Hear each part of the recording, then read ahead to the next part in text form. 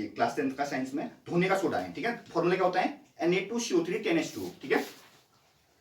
तो उसको sodium chloride बोलते हैं, इसका रासायनिक नाम, ठीक है। केमिकल नेम क्या होगा, सोडियम क्लोराइड। और Na2CO3 10H2, ये Na2CO3 है कौन, Na2CO3 वही है अभी हमने जब बेकिंग सोडा को हीट किया था Na2CO3 बना था, याद है तुमको। अभी थोड़ी देर पहले हमने क्या देखा था, Na2CO3 को NaHCO3 को जब हीट कर रहे थे तो Na2CO3 और वाटर और कार्बन डाइऑक्साइड बना था। तो वही Na2CO3 का यूज करके हम क्या बना रहे हैं, धोने का सोडा। Na2CO3 में जब क्या 10H2 ऐड करते हैं तो Na2CO3 10H2 हो जाएगा, समझ में आया। यही क्या है, धोने का सोडा, समझ में आया। Na2CO3 मतलब सोडियम कार्बोनेट में हम जब 10 वाटर ले रहे हैं, ठीक है, तो Na2CO3 10H2 आ रहा है, यही है अपना धोने का सोडा, सोडियम कार्बोनेट। तो ये यूज कहां होगा, सोडियम कार्बोनेट का उपयोग कांच, साबुन एवं कागज उद्योग में होता है, ठीक है। कहां यूज होगा, कांच में, साबुन में और कागज उद्योग में। इसका उपयोग बोरेक्स जैसे सोडियम यौगिक के उत्पादन में होता है, बोरेक्स जैसे सोडियम यौगिक, ठीक है। सोडियम कार्बोनेट का उपयोग घरों में सफाई के लिए भी होता है, क्योंकि नाम ही से होता है धोने का सोडा बोल रहा है, तो सफाई में यूज होगा। और जल की स्थायी कठोरता को हटाने के लिए, तो जल जब कठोर जल होता है, कठोर जल मतलब जो गंदा जल है, ठीक है, उसकी गंदगी को हटाने के लिए या किसी कपड़े में से गंदगी हटाने के लिए हम किसका यूज करेंगे, धोने का सोडा का यूज करेंगे ना, सोडियम कार्बोनेट का यूज करेंगे, ठीक है। सोडियम कार्बोनेट के नाम से जानते हैं इसको, ठीक है। ओके, अब देखो क्या बोल रहे हैं, लवण की एक सूत्र इकाई में जल के निश्चित अणुओं की संख्या को क्रिस्टल का जल कहते हैं। तो यहां पर कॉपर सल्फेट की बात कर रहे हैं, ठीक है। कॉपर सल्फेट का जो फॉर्मूला बता रहे हैं CuSO4 5H2 बोल रहे हैं। अब एक नाम यूज हो रहा है यहाँ पर जिप्सम, जिप्सम बहुत इंपोर्टेंट नाम है, ठीक है, जिप्सम, ठीक है। जिप्सम का फॉर्मूला होता है CaSO4 2H2, ठीक है। बनेगा कैसे, ये बनता है कॉपर वो प्लास्टर ऑफ पेरिस से, CaSO4 ½ में ऐड करेंगे 3/2H2, 3/2 का 1 से 1/2 भी लिख सकते हैं, 3/2 लिखो 1 से 1/2 लिखो, बात ही है, ठीक है। क्या बन जाएगा अपना CaSO4 2H2।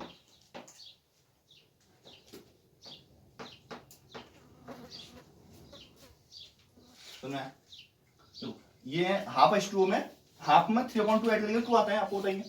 3/2 को 1 से ये भी लिखते हो 1, अच्छा 1 से 1/2 है ना, मर्जी आपकी, कुछ भी लिखो, बात रखिए। तो कैसे बन रहा है जिप्सम, जब हम प्लास्टर, ये है प्लास्टर ऑफ पेरिस, इसका नाम क्या है, प्लास्टर ऑफ पेरिस, और इसका नाम है जिप्सम, ठीक है। हाँ,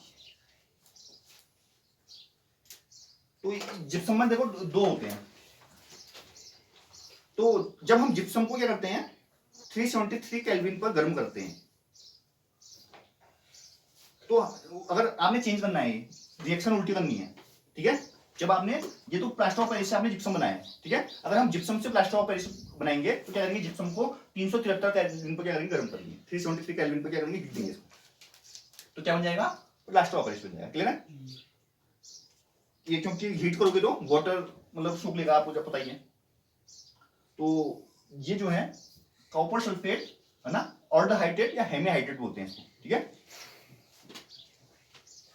कहाँ यूज होगा प्लास्टर ऑफ पेरिस, आपने प्लास्टर टूटे हड्डियों में ना, और डिजाइन भी बनते हैं इसके, जैसे कोई वो बिल्डिंग में ना सीमेंट वगैरह होते हैं, वहां पर मूर्तियां बनती है ना, अच्छी अच्छी डिजाइन नहीं बनाते हैं आगे, वो उसके लिए भी है ना। तो डॉक्टर टूटी हड्डियों को सही तरह से स्थिर रखने में करते हैं प्लास्टर ऑफ पेरिस। सफेद चूर्ण होता है, सफेद रंग का होता है, आप जानती हो।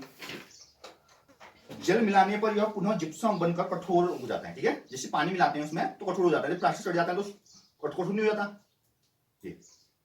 तो CaSO4 ½ जो कि प्लास्टर ऑफ पेरिस है, इसमें 3/2 या 1 से 1/2 H2O मिलाया तो CaSO4 2H2O बन गया। 2H2O वाले को बोलेंगे अपन जिप्सम, और ½ को बोलेंगे अपन plaster of Paris. Plaster of Paris में हाफ है ना। तो प्लास्टर ऑफ पेरिस का उपयोग हम खिलौने बनाने में भी कर सकते हैं, सजावट का सामान बनाने में भी करते हैं, है ना। मतलब ऐसी फिनिशिंग अच्छी देता है ना, चिकना लेयर देता है, ठीक है हमने देखो क्या चीज सीखी इसमें, देखो अम्ल, क्षारक, सूचक, रंजक या रंजकों के मिश्रण होते हैं, ठीक है।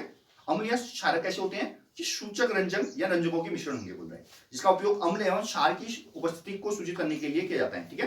तो हम अम्ल और क्षार का पता लगाने के लिए क्या सूचक का यूज करेंगे, है ना, यानी कि लिटमस का यूज करेंगे। विलयन में H पॉजिटिव आयन के निर्माण के कारण ही पदार्थ की प्रकृति अम्लीय होती है। देखो H पॉजिटिव तो अम्लता बताता है आपकी, है ना। विलयन में OH नेगेटिव आयन के निर्माण के पदार्थ की प्रकृति क्षारीय होती है। OH नेगेटिव मतलब बेस वाला, है ना, और H पॉजिटिव बोले तो एसिडिक, ठीक है। जब कोई अम्ल किसी धातु के साथ अभिक्रिया करता है तो हाइड्रोजन गैस का उत्सर्जन होता है, ये हमने देखा था। जब एसिड में मेटल ऐड होता है तो हाइड्रोजन गैस निकलेगी।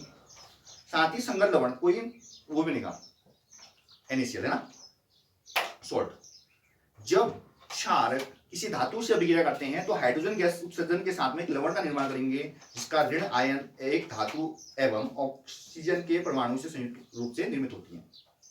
जब अम्ल किसी धातु कार्बोनेट या धातु हाइड्रोजन कार्बोनेट से अभिक्रिया करता है तो यह संगत लवण कार्बन डाइऑक्साइड गैस तथा जल उत्पन्न करेगी। क्या बोला इसने, अम्ल की किससे करेंगे, धातु कार्बोनेट या धातु हाइड्रोजन कार्बोनेट से अभिक्रिया करेंगे तो क्या बनेगा, कार्बन डाइऑक्साइड और जल। अभी हमने देखा था रिएक्शन, ठीक है। जल में अम्लीय एवं क्षारीय विलयन विद्युत का चालन करते हैं क्योंकि ये क्रमशः हाइड्रोजन और हाइड्रोक्साइड आयन का निर्माण करते हैं, ठीक है। जब जल में क्या करेंगे, अम्लीय और क्षारीय विलयन मिलाएंगे तो क्या करेगा, एक विद्युत का चालन होगा, उसमें क्या होगा, H पॉजिटिव और OH नेगेटिव आयन निकलेंगे।